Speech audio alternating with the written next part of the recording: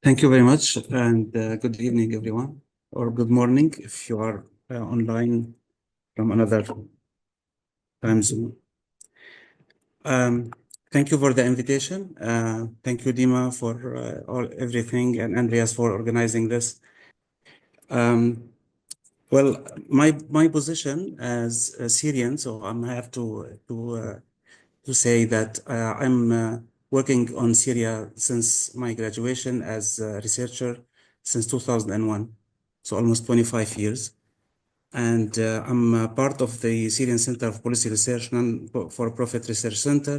We are working on policy-oriented research in general. But of course, today I'm talking on my behalf, not on behalf of the center. And also, I'm part of the University of Vienna. We are working on a project on participatory research as a mean of engagement in political sphere in the context of conflict, of course. So part of what we are concentrating on is to understand in a participatory approach the dynamics of the conflict and to understand how this dynamics fueled by different actors or dismantled or degraded. So this is what we will talk about today. I will focus on Syria, especially after the fall of Assad regime. So I think I will start by, I will concentrate on what I will call it like grave violations that happened during the 9 months.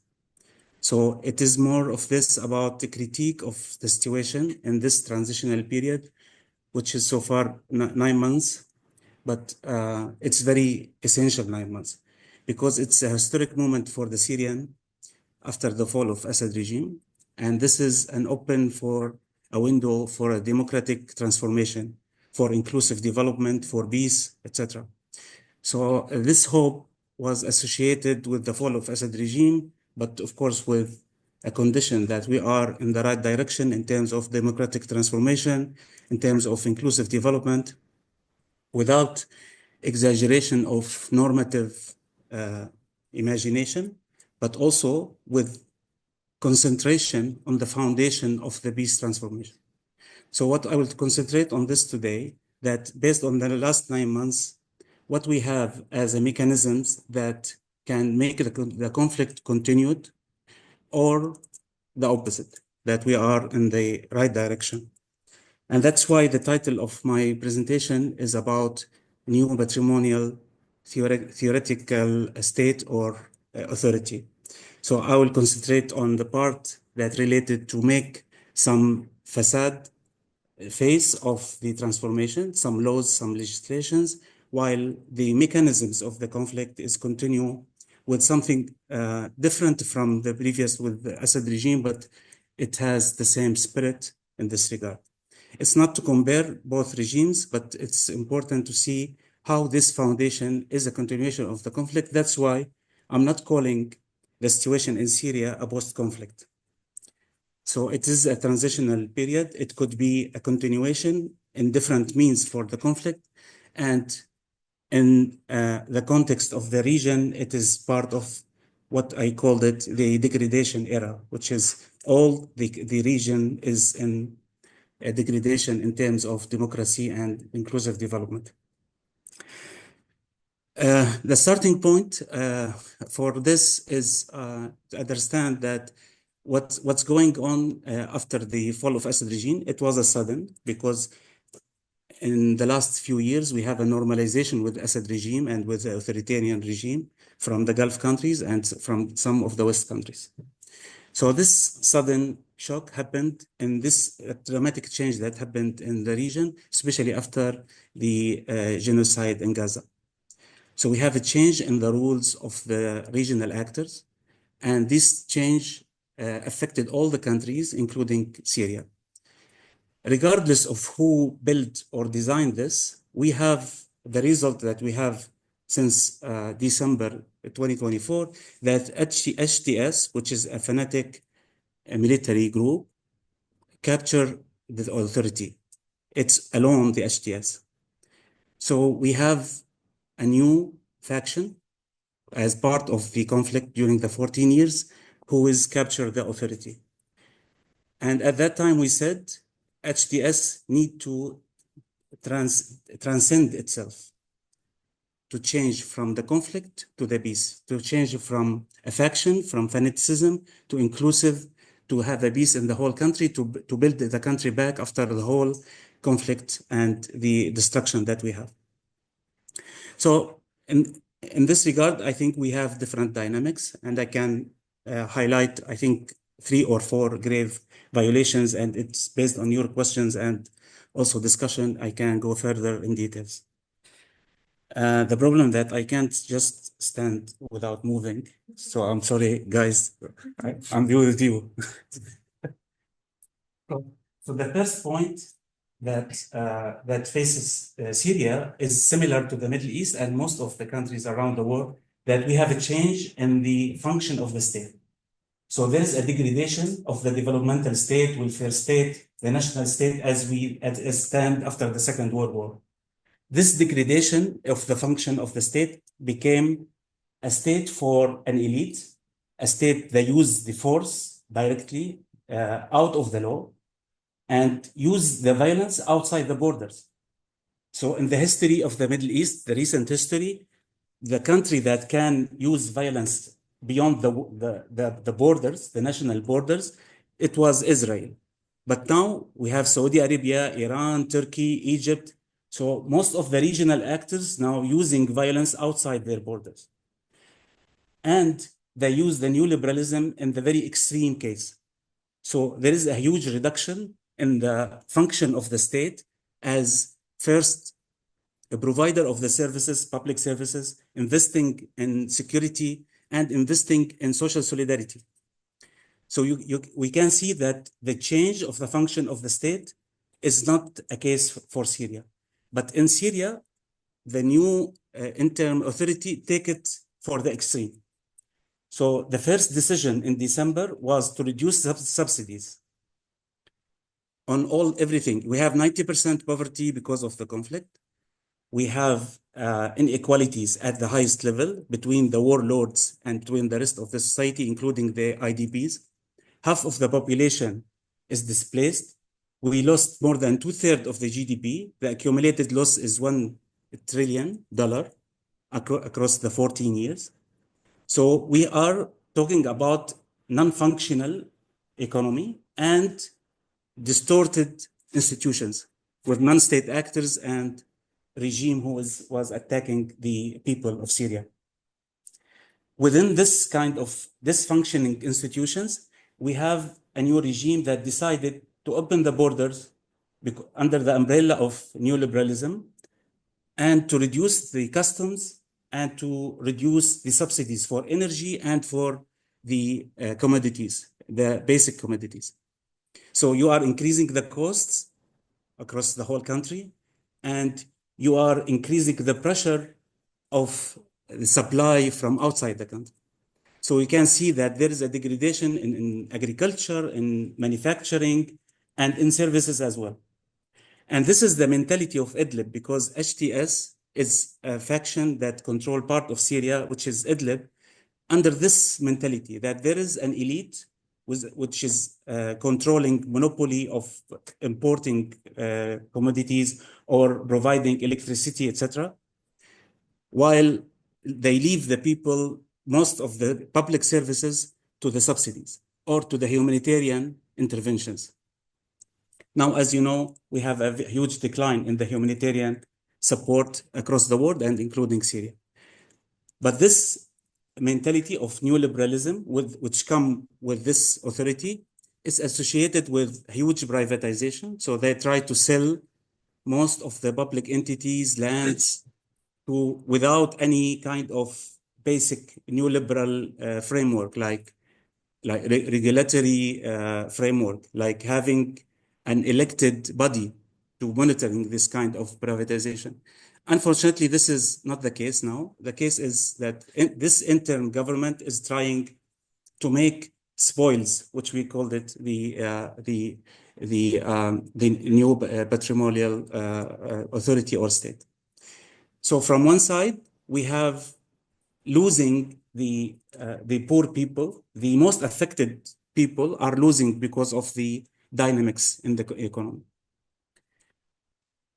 So if we go through the foreign investors and the dependency on the foreigners, they promise the people with an investor that will come from outside, and they give a lot of, I will say, in closed doors agreements with foreign investors to take the port, to take the airport, to take infrastructure industry. Unfortunately, this was not transparent. We heard about billions, but we don't hear about even the companies that they contracted with them. So it's kind of building a new crony capitalism with the new regime. So I think this is the wrong direction to build an inclusive development, especially for a country that come out of the conflict. And we can go through many details about this, including how they deal with the private properties. Because if you want a free market economy, you have to respect the property rights. And the property rights now in Syria is not respected because there is a huge capture and pillage of property rights for different reasons. So this is the first, let's say, grave violation. The second grave violation is the political one.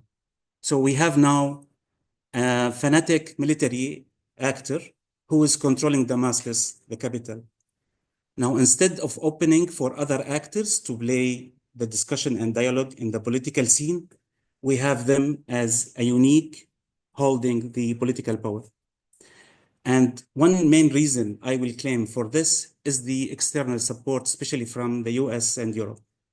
So there's huge support, regardless of the violations, which make them, I think, they don't care for the social support.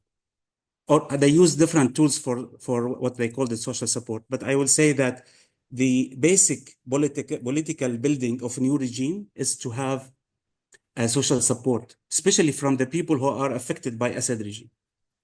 I think they are doing the opposite by excluding parties. So they don't allow until now to any political parties to form or to establish. So you can establish NGO, but not a political party.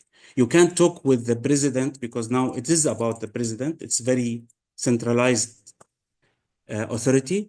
You can't talk as an individual, even as a religious sect, but not as a political party. So I think this is a huge exclusion for the political life and discussion in Syria. In this regard, they have what they called it national dialogue in 5 days across the country. So it was like orchestrated as any authoritarian regime make what they called it national dialogue. So it's not national dialogue actually in depth. It was a gathering of people who are supporting the new regime. The second point about the political authoritarianism is the constitutional declaration. So we have the president. He is the prime ministry, and he is actually controlling the legal system, controlling even the education committee, the higher education committee. So we are concentrating all the authority with the new president, with a nepotism relationship, like brothers, like relatives within the HTS. So more concentration of the authority, especially what they called it the political committee, which is out of the constitution, in the foreign ministry. So HTS has a committee to decide about the political decision and outside of any control or accountability or even transparency. So this is parallel to the government. I think you will see this as the authority is something and the government is something about services, not about the political and strategic decision. One example of that is the negotiation with Israel. It's a very critical, sensitive, problematic issue in Syria because we have an occupied land by Israel and we have aggression that it's increasing, expanding after the collapse of Assad regime. So this new interim government started the negotiation in a secret way at the beginning, and then they announce it without any negotiation or discussion with the public actors, with the social actors. It is a kind of top-down, trying to compromise. Actually, it's not a negotiation by any means. So huge political decisions have been considered by an interim government. If we take this as as a government that it's not controlling the whole country, so there is different as you. I'm sorry if you don't know Syria, so it's a country that divided between several actors during the Assad regime civil war, and it's still not controlled fully by the new regime. So that we still have non-state actors like the Kurdish in the northeast, for example, and we have a lot of foreign actors who has their forces inside Syria, like the Turkish, like Russian, American, you name it. So it's a country fragmented, fragile, and this authority, the new authority, instead of including all parties and building inclusive gathering to those actors, it's the opposite. It's a very authoritarian approach, marginalized approach of the others, and it reached that there is a two huge massacres, so a huge use of violence, which I think it's a very bad signal for building a new system for the future. So if I add to that the legal system, which is now affected by Sharia and religious effect, and I don't think it's about the religion, as we say. This is using of religion for suppression. This is very effective way of doing the suppression, or using identity to make the conflict fueled again. So they are using the identity, I think, in a very violated way. So we have, unfortunately, a lot of more than 10,000 people killed in the last 10 months outside of the law. So from political point of view, as I said, we have a concentration of the authority. The military now is not, it's a military for HTS, not an inclusive military forces with a very specific ideology in their training. And yes, I'm just talking about the negative sides because I think this is the grave violations for establishing a new regime. So when I say a grave positivity, I will try to mention that. But I'm concentrating in this time just to say that there is a critical time in Syria need to be considered, especially with the support from huge, important countries around the world, like the US, like Europe, and like the Gulf countries. Just an example, when we had like a massacre in the Assad time, we have the Gulf countries media, we have the Western media, so we have different channels to highlight this massacre. Although the regime, the Assad regime, tried to cover this. But now we have a massacre like in the coastal area and in Sueda, and we have a support from Western media and from the Gulf countries. So now I think it's time to wake up to make sure that this transformation is serious, is not to cover another authoritarian regime in the region, which will affect the whole region, and of course will kill the future of transforming from conflict to peace in Syria. For the social side, as now the argument that how to use identity politics or how to use the Sunni, Alawite, Shia, etc.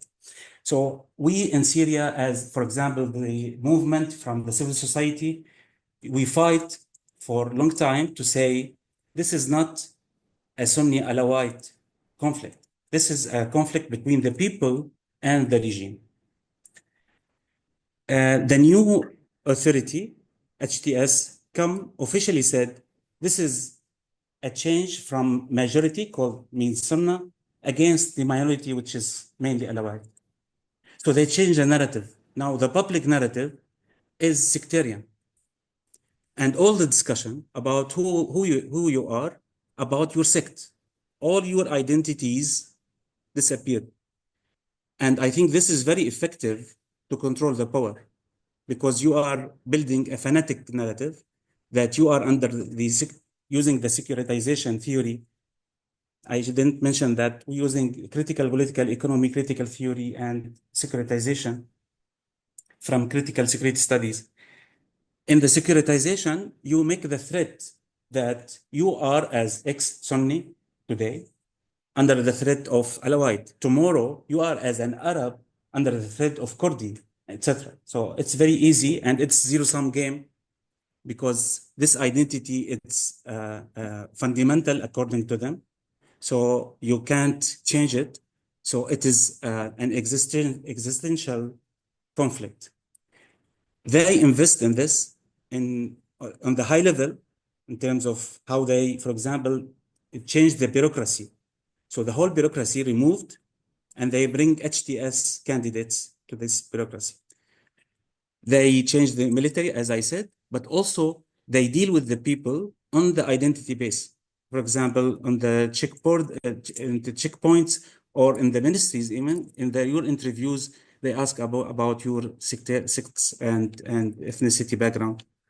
And for the Syrian, this is not a comment. This is not a part of our literacy. So it's not about Assad. It's not about our behavior to start to ask about the people's religion before you start in the interview for job, for example.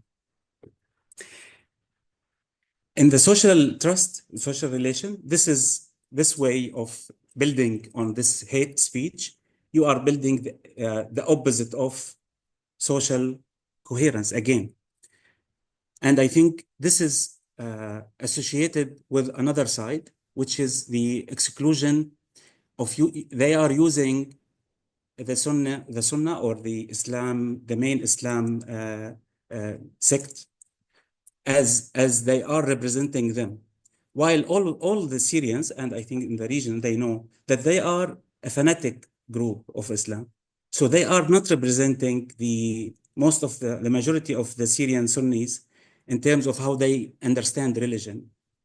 So we have a new authoritarian, which is the religious authoritarian now, that they control how you deal with your religion behavior, with even your behavior in the street, how you have your communication.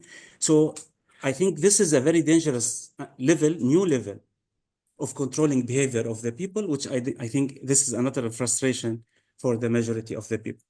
But because of the